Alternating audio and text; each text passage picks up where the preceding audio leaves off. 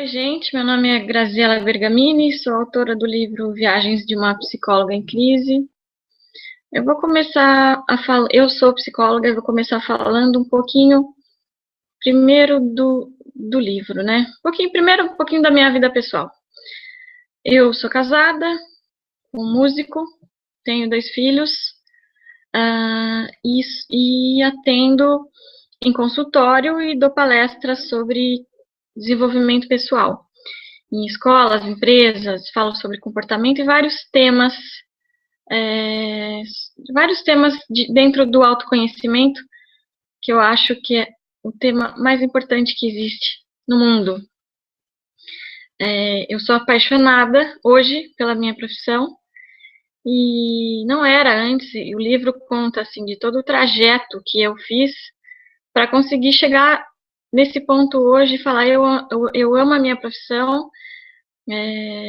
Eu fiz a escolha certa e hoje eu cresço, me desenvolvo e ganho dinheiro com ela. Isso o caminho foi muito interessante. Então, deixa eu ver aqui o meu roteirinho para poder. É uma experiência relativamente nova para mim gravar vídeos dessa forma. Eu dou palestras pessoalmente, eu tenho bastante necessidade assim, de pedir feedback, de conversar com as pessoas, pedir participação. Então, isso que está acontecendo agora, que é não poder parar e perguntar quem são vocês e tal, me gera uma certa dificuldade, mas vamos lá, eu acho que também é bastante interessante essa forma tão nova, né, de fazer congresso. Estou muito feliz de estar aqui, agradeço vocês estarem assistindo, agradeço aos organizadores e vamos lá. Então, o livro eu escrevi em 2013, de uma forma independente. Na verdade, eu sempre gostei muito de escrever, mas eu nunca imaginei que eu fosse um dia escrever um livro, eu não tinha essa ideia. Mas sempre escrevi muito, escrevia sonhos, escrevia sentimentos, pensamentos, histórias minhas, e isso sempre foi um prazer.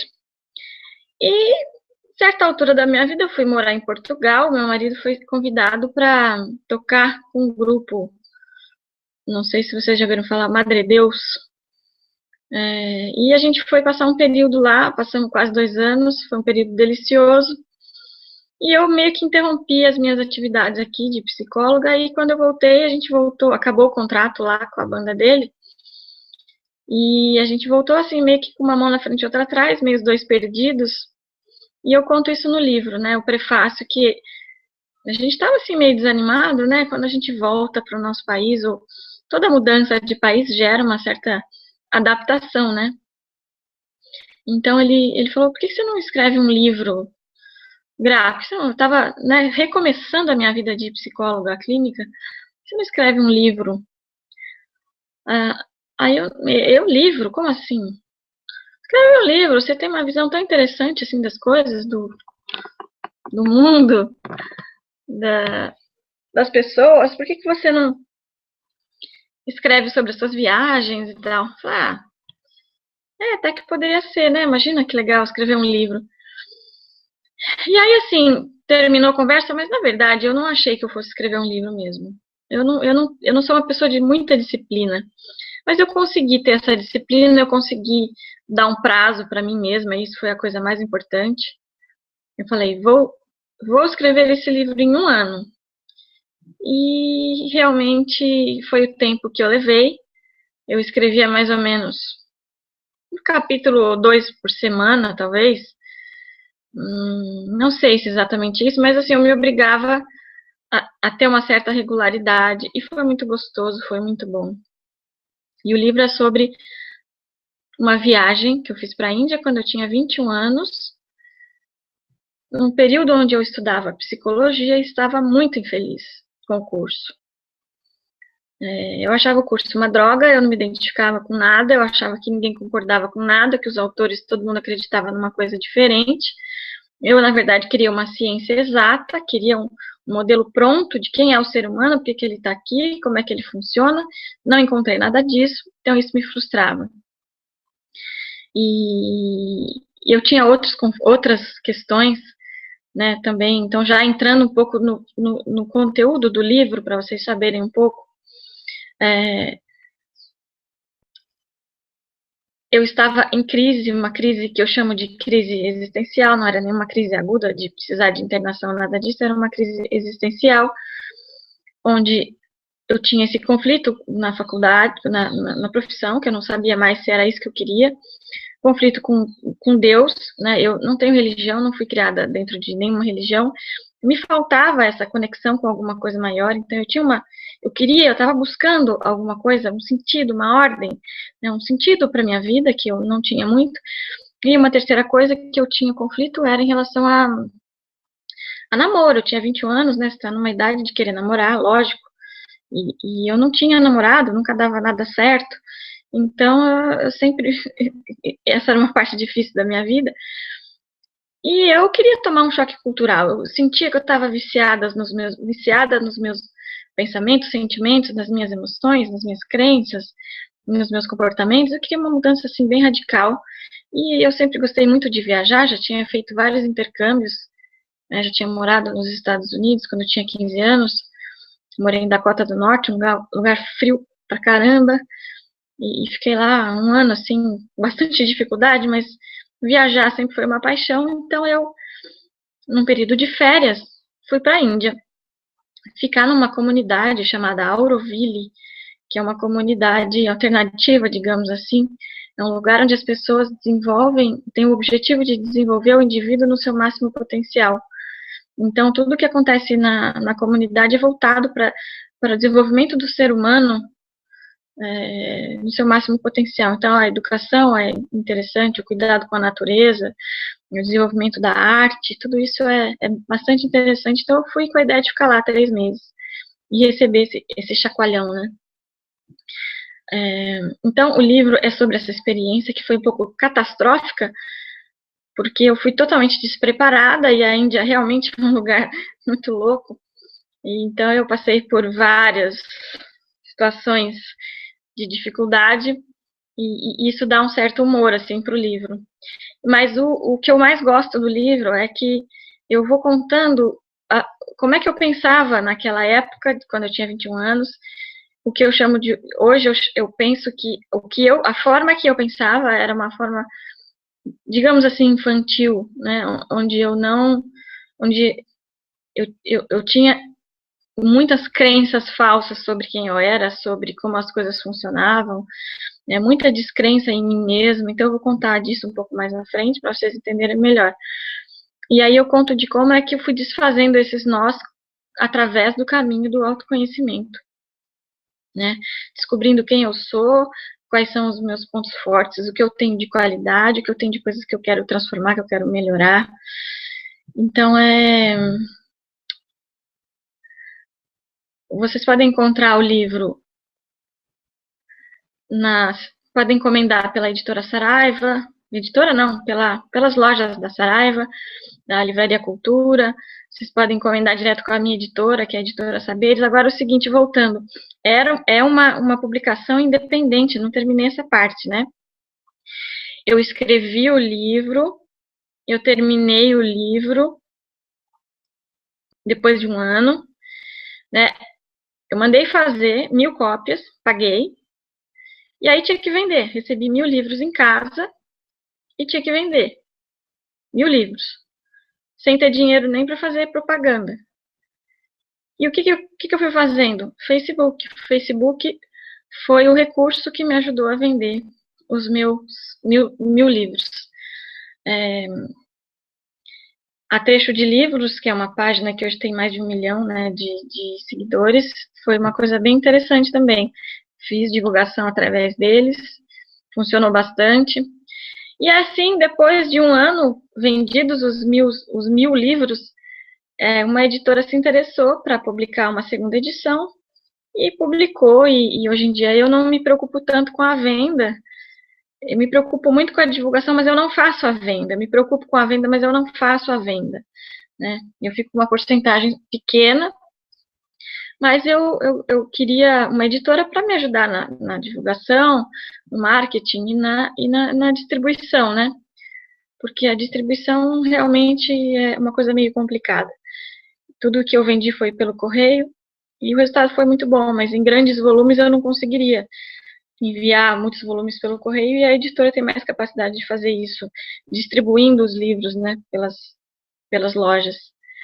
Enfim, mas não é sobre isso que eu vou falar. O meu tema aqui, como eu sou psicóloga, eu achei que um tema interessante seria os nossos personagens internos, né? Como é que a gente lida com as nossas contradições. Então, deixa eu ver aqui, só um minuto. Eu vou falar sobre essa minha paixão, né? Que é a psicologia. A psicologia é assim, a gente tem o que a gente sabe da gente mesmo, é o nosso consciente, está num nível chamado de consciente, né? Então, eu sei que eu sou a Graziella, eu sei que eu tenho 2 filhos, eu sei que eu fiz psicologia, que eu trabalho com isso, eu sei que existe um sol, que eu moro no planeta Terra, e tudo isso eu sei, eu conheço, né? Eu sei que eu sou uma pessoa, às vezes, eu fico nervosa com algumas coisas, impaciente, outras vezes eu sinto medo, eu tenho medo de algumas coisas. Então, assim, as coisas que a gente sabe da gente estão no nível do consciente. Agora, isso daí é a ponta do iceberg, né? Aqueles blocos imensos de gelo que ficam para fora do mar. Na verdade, a gente tem um campo subconsciente e inconsciente que é imenso. Então, a gente tem uma imensidão de pensamentos, né, e emoções que estão nesse nível do subconsciente e do inconsciente. E a minha paixão é lidar com esse conteúdo no ser humano, né? Porque eu entendo, assim, que quanto mais a gente não sabe o que existe dentro da gente, mais a gente é dominado por aquilo. A gente tem uma imensidão de pensamentos que acabam impactando o nosso dia a dia, impactando as nossas escolhas, e a gente não tem ideia.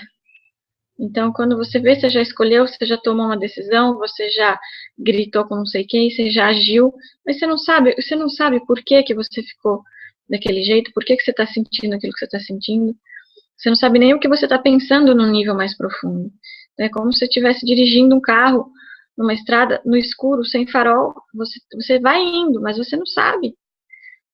Você não está vendo um caminho claro na sua frente. A hora que você começa a enxergar esse mundo interno, é um alívio, é um sentimento de liberdade, é um sentimento de capacidade de escolhas, né? Então você fala, nossa, eu estava então pensando isso, eu penso isso num nível, eu nem sabia que eu pensava. E aí você começa a descobrir um monte de pensamento, descobrir um monte de emoção, e você consegue escolher com mais maturidade, né? Escolhas que te levam para um caminho mais legal mesmo, te deixa mais feliz. Então tá, consciente, inconsciente. A gente tem dentro da gente uma série de personagens. Então vamos falar um pouco dos personagens. Vamos chamar um dos personagens a criança ferida. A gente tem uma criança interior. A gente chama de criança ferida. Isso que eu estudo, que chama Pathwork. Quem se interessar por esse assunto pode procurar no Google, escrever Pathwork, Pathwork, que vai achar bastante informação sobre essa abordagem, que explica o funcionamento do nosso ser nos níveis mentais, emocionais, comportamentais. É muito interessante. Isso também eu coloco no livro como alguma coisa que fez com que eu, então, a partir desse conhecimento, pudesse entrar no meu autoconhecimento e mudar as crenças que eu tinha que mudar. Então, dentro desse entendimento do Pathwork, existe o que a gente chama de criança ferida. Então, eu vou falar um pouquinho sobre quem é esse personagem dentro da gente. É uma configuração, digamos assim, interna, que tem um monte de pensamento e emoção, que carrega essa bagagem de quando a gente era criança. Carrega um monte de crenças falsas sobre a gente, sobre o mundo, sobre a vida. Então, por exemplo, é um lado dependente, é um lado que não se responsabiliza pela vida que tem, que está sempre jogando a responsabilidade das coisas nas outras pessoas. Não assume a vida que tem. A vida é minha, eu posso direcionar a minha vida para onde eu quiser, né? Eu posso mudar aquilo que não está bom, eu posso ir atrás daquilo que eu quero para mim. Esse lugar, esse personagem da criança, ele joga a responsabilidade para outras pessoas, né? Figuras de autoridade, pai, mãe, professor, governo, enfim. E é uma parte muito ativa, né? Ela é muito ativa porque ela está muito no subconsciente. A gente não sabe que a gente ainda leva essa criança internamente. Então, vou tentar dar um exemplo. Digamos que você cresceu ouvindo que você não era bom o suficiente, que tudo que você fazia estava ruim, que você fazia tudo mal feito, que você era bagunceiro, ou que você não prestava para nada, que você é burro, alguma coisa nesse nível. Você cresceu ouvindo pessoas falarem isso de você. Então, o que aconteceu? Você acreditou, você comprou essa ideia, e por mais que você não se ache burro no nível consciente, tem um lado seu que pode te dizer, de vez em quando ele vem e assopra, como se fosse uma voz, assim, de que você é um burro incompetente, que você é um desleixado, etc e tal. Então, isso, digamos que você formou uma crença errônea sobre quem você é. Eu sou uma desleixada, eu faço tudo mal feito, né? Eu não tenho valor, etc e tal.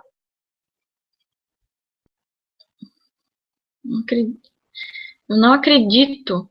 Depois eu falo com você. Não tem como falar agora. Vai ter que tirar essa parte. A pessoa vai ter que editar, tirar essa parte. Depois eu falo com você. Não tem como falar com você agora.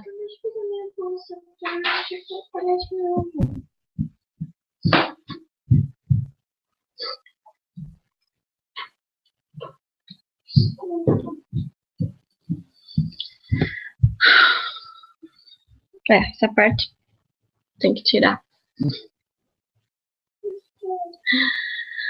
Então, voltando. A gente tem muitas crenças errôneas, né, sobre a gente. Eu, por exemplo, deixa eu dar um exemplo pessoal. Essa minha dificuldade de relacionamento, depois com o trabalho de autoconhecimento, eu fui descobrindo que eu achava que eu valia menos porque eu era mulher. E eu tinha 3 irmãos e eu achava que mulher era menos. Mulher era alguma coisa que não valia tanto. Então, eu estava sempre medindo forças e fazendo coisas de homem. Eu fazia judô, fazia coisas de luta e queria ser igual a eles, né? Então, e ser menininha era uma coisa meio ridícula. Era uma coisa, assim, fraca. Eu queria ser macho, assim, igual os meus irmãos. Então, na hora que eu, né, comecei a querer namorar e tal, e eu gostava, assim, de meninos, gostava, queria... sempre tinha um ou outro que eu gostava mais, né?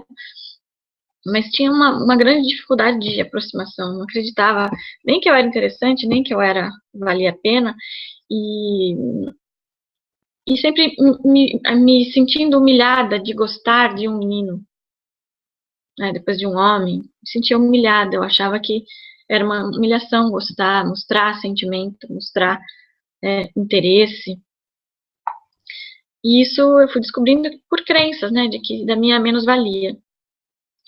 E foi muito interessante trabalhar com isso e aceitar o meu lado feminino, aceitar e gostar do meu lado feminino, e não ter mais nenhum tipo de luta, né?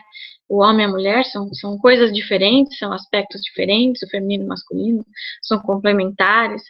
Então, é muito interessante ver isso hoje. Mas, assim, cada um tem a sua configuração de crenças errôneas, né, sobre muitos assuntos. Então, o trabalho de terapia, ele faz com que a pessoa descubra quais são as crenças errôneas dela, né? Outra crença que eu tinha, por exemplo, sobre exposição. Então, um outro exemplo que eu dou até no livro é esse, que quando eu estudava psicologia, eu não apresentava trabalhos, porque eu tinha muito medo de ir na frente da classe e falar, né? Isso eu sei que é um medo que muita gente tem, de ir na frente lá e falar, e expor, né? Um estudo, um pensamento, um conhecimento. E eu não fazia isso, eu me borrava toda. E aí eu fui aprendendo eu fui descobrindo por que eu era assim. Eu fui descobrindo o tamanho da minha exigência, né, de achar que se eu fosse lá na frente eu tinha que ser perfeita, eu não poderia demonstrar nenhum nervosismo, nenhum medo. E a hora que eu falei, não, eu posso sim mostrar meu medo, mostrar meu nervosismo, não tem problema, eu vou dar o meu melhor, sim, né? Mas assim, eu não quero passar uma imagem de superioridade nem nada disso, né? Sendo que na época da faculdade, sim, eu queria passar uma imagem de superioridade, né? De uma pessoa que não erra, que meio perfeita e tal. Não tem como. Então, quanto mais eu aceito as minhas dificuldades, né? Não é se conformar com elas e eu sou assim e pronto, mas é assim, eu tenho essa dificuldade, mas eu estou trabalhando para melhorar ela.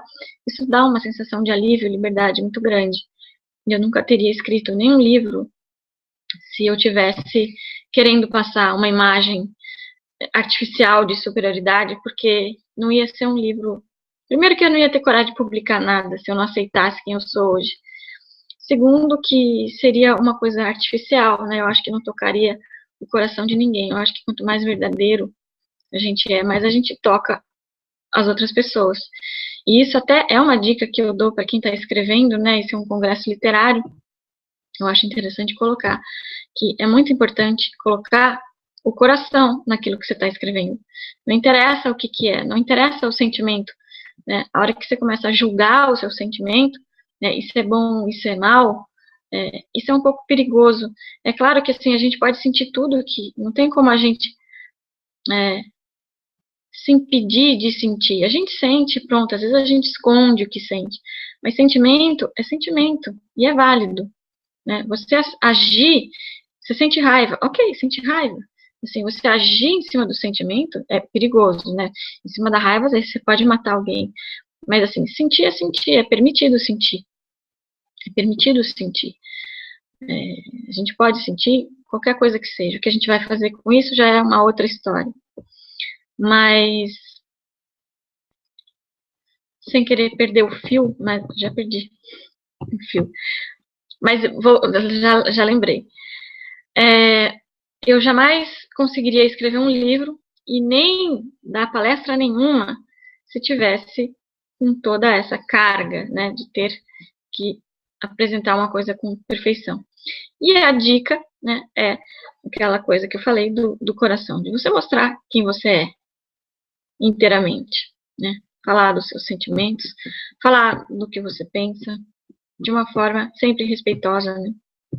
Eu acho que isso é muito legal. Então, voltando aos personagens internos, eu estava falando da criança, né? Que é o nosso lado que não se responsabiliza, que é dependente, que tem uma série de crenças errôneas. O outro lado que a gente tem é o lado das nossas máscaras. A gente a gente se defende das dores do mundo de várias formas. E essas defesas, elas foram muito importantes quando a gente era criança. Então, por exemplo, se eu tenho um pai muito agressivo, que me machuca demais, uma defesa que eu posso construir é assim, eu não estou sentindo nada, eu fico como se anestesiada. Então, eu crio um botão onde eu aperto esse botão e falo, eu não estou sentindo nada. Só que isso é uma defesa e ela é importante porque você realmente, a carga que você pode ter sentido de agressão era muito, então você precisou dessa defesa. Quando você chega na idade adulta, você já pode largar essa defesa e reconhecer, porque assim, não é que você não está sentindo nada, isso é uma defesa. Você sente coisas. Então, quando você é adulto e você tem esse botão apertado do não estou sentindo nada, isso pode ser muito prejudicial. Porque não é que você não está sentindo nada, você está. Então, qual é o caminho de cura? É falar assim, eu realmente, eu sinto coisas e essas coisas me machucam. E eu quero aprender a me posicionar e ser assertiva com os outros para que eu não seja nem submissa e fique aceitando agressão, que eu não seja nem agressiva de ficar machucando os outros sempre, mas que eu seja assertiva, que eu saiba colocar um limite com respeito, que eu saiba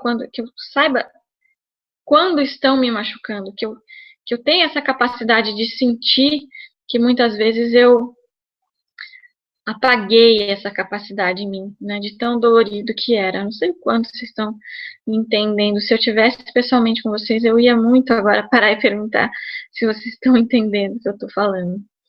Mas voltando às máscaras, né? A gente tem, então, 3 tipos de máscaras, segundo o Patchwork, que é a máscara do amor, a máscara do poder e a máscara da serenidade. A máscara do amor é quando a gente é submisso, quando a gente aceita as coisas que a gente, na verdade, não quer aceitar. Quando a gente abaixa a cabeça diante de uma situação onde a gente não está querendo, mas a gente abaixa que é para conseguir alguma outra coisa, aceitação do outro, por exemplo. A máscara do poder é a agressão, quando eu agrido, para não sentir a dor, eu agrido, né, eu ataco. E a máscara da serenidade é aquela, eu não estou sentindo nada, eu me afasto, eu me desligo de alguma situação. Aí eu não vou me aprofundar muito, porque a ideia não é me aprofundar muito aqui em cada um desses personagens. É mais dar um exemplo geral para vocês de aspectos que a gente tem dentro do nosso ser e que quanto mais a gente conhece esses aspectos, mais a gente pode lidar com eles, fazer escolhas mais conscientes e, consequentemente, a gente pode ser mais feliz, com certeza. A gente pode, deve. Eu acho que a gente nasceu para ser feliz, para buscar felicidade e conseguir chegar num nível de maior felicidade, de maior prazer, maior amor. As dificuldades existem, sim, mas eu acho que a gente pode e merece ser seres felizes, né? Buscar bons relacionamentos, bons trabalhos, né? Bons momentos, ter uma vida familiar gostosa, de troca. Eu acho que a gente não deve se conformar com o sofrimento, não, de jeito nenhum. Então, falta falar da nossa negatividade, do nosso personagem, que é o nosso eu inferior, que é o nosso lado involutivo, é a nossa força involutiva, que não quer crescer, que não quer evoluir, que não quer expandir, é o lado mesmo da contração, do não para a vida, né? Eu vou falar um pouco mais depois do conflito de forças. Um outro personagem, né, que é a nossa essência, que é o nosso eu superior, é a nossa essência, aquilo que a gente tem de melhor, a nossa conexão com esse ser maior, Deus, universo inteligente, criativo, é o lugar onde a gente tem as nossas qualidades, onde a gente tem as nossas forças, as nossas habilidades. Então, todos esses personagens eles existem, eles coexistem ao mesmo tempo, né? Então, muitas vezes a gente está num estado de confusão, porque cada lado quer uma coisa, quer ir para uma direção, e a gente fica confuso, sem saber o que fazer, sentindo uma frustração, uma impotência, porque você sente um mal-estar, mas você não sabe por quê que você está sentindo isso. Na verdade, você está com um conflito de forças. Então, vamos pegar um exemplo literário. Eu quero escrever um livro, mas eu não escrevo porque eu morro de medo. Então, um lado meu, né, o meu eu superior, digamos, tem essa vontade de se expressar, de colocar coisas no papel e construir uma história, publicar essa história. E um outro lado diz assim: não, mas você não tem capacidade para isso. Não faça isso, vai ser vergonhoso, humilhante. Quem é você para escrever um livro?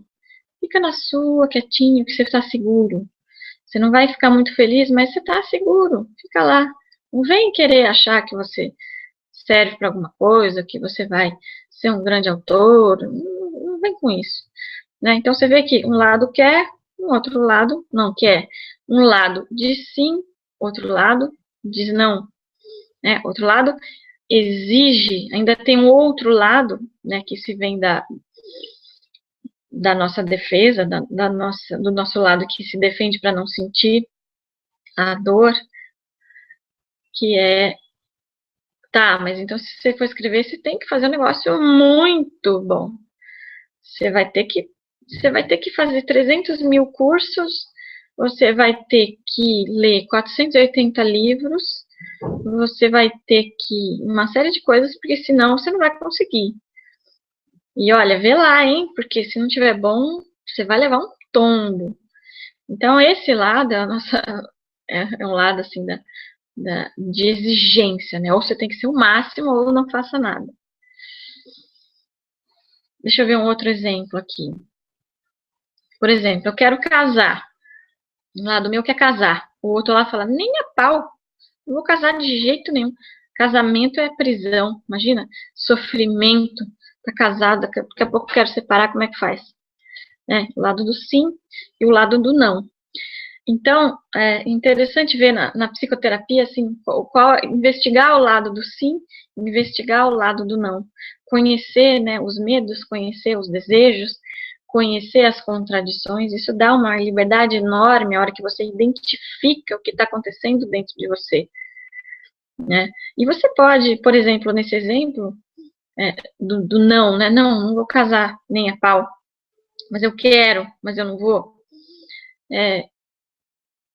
Você pode ter sido criado num ambiente familiar muito complicado. E você pode ter criado uma crença errônea, uma crença falsa, que casar é prisão, casamento é prisão, ou casamento é uma droga, casamento é um sofrimento, né? E é verdade que casamento é um sofrimento se você não investe na relação, se você não tem um nível de troca mais profundo, se você não se abre, se você aguenta muitas coisas, se você é muito submisso, né? Então, tem uma série de questões que fazem com que você ache mesmo que o casamento possa ser uma prisão, possa ser uma coisa infernal. Mas a hora que você identifica que você chega num pensamento mais saudável, que é, sim, então, como eu vou dar um exemplo, né? Como eu gosto dessa pessoa, eu quero casar, eu quero que dê certo, eu quero investir no relacionamento. Eu quero ter um nível de profundidade legal, eu quero me conhecer e conhecer outra pessoa. Eu quero poder me expor, né? Sem medo. Então, assim, são coisas que a gente vai conquistando ao longo do tempo, né? No meu caso, por exemplo, eu acho que o meu casamento sempre foi altos e baixos, mas existe muito amor e muito respeito, acima de tudo existe, então eu sempre procuro investir no relacionamento, por mais difícil que seja, e às vezes é muito difícil, né, porque o casamento, o relacionamento é uma forma maravilhosa de você se conhecer. Tudo aquilo que te irrita profundamente no outro, de alguma forma é um espelho daquilo que você tem em você e não aceita. Né? Então, vou dar um exemplo, isso que eu falei é uma coisa bem profunda, mas assim, uma coisa que eu me irrito muito, que eu me irrito com o meu marido é que ele é muito bagunceiro. Muito bagunceiro, eu morro de raiva disso, e eu me sinto muito desrespeitada muitas vezes. Agora eu fui descobrindo que eu me sinto tão desrespeitada assim, porque eu me remeto a uma ferida interna minha que é de não ser vista quando eu era criança, não me sentir respeitada, não me sentir muitas vezes amada, e de alguma forma, quando ele não respeita esse espaço do nosso quarto, por exemplo, e deixa um monte de cueca no chão e meia no chão, eu me sinto muito desrespeitada. Mas vocês entendem que essa é uma ferida antiga minha. Se, se eu tivesse bem resolvida em relação a isso, se eu tivesse a minha autoestima, por exemplo, tranquila em relação a isso, eu ia simplesmente falar, olha, não deixe sua meia no chão, não deixe sua cueca no chão, e aquilo não me abalaria tanto.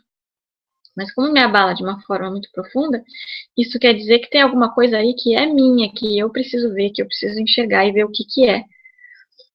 Né? Isso é uma coisa que dá para falar bastante mais sobre isso, mas o que eu quero fazer agora é causar em vocês um certo interesse pelo tema do autoconhecimento, até porque hoje eu gravei um congresso para psicólogos e agora não é o caso, agora vocês são de várias profissões e tal, então imagino que vocês não conheçam muito esse assunto, né, da psicologia e do consciente, subconsciente, comportamento. Então, assim, eu não vou ficar me aprofundando muito nessas coisas todas, mas o que interessa é que vocês sejam, que algum interesse seja despertado aí, para vocês iniciarem um autoconhecimento de vocês. Porque quanto mais vocês começarem, né, para quem quer também escrever livro e conquistar os sonhos, os desejos, é muito interessante que vocês saibam tudo de bom que vocês já têm, que vocês já podem, que já estão prontos aí, coisas que já estão dentro de vocês e que vocês podem aproveitar, usufruir, né, e saber aonde que vocês têm que melhorar, onde que é bom vocês começarem a transformar a negatividade de vocês, o lado de vocês que jogam vocês para baixo, que não acredita, que acha que vocês estão fadados ao fracasso e coisa e tal. Acho que todo mundo tem um pouco esse lado, né, de menos-valia. Né? Todo mundo tem esses personagens aí que eu falei, e a gente vai aprendendo a administrar e dar mais força para os que valem a pena, né? Que é o nosso eu superior, nossa essência, a nossa luz, digamos assim. Tem alguns outros assuntos aqui.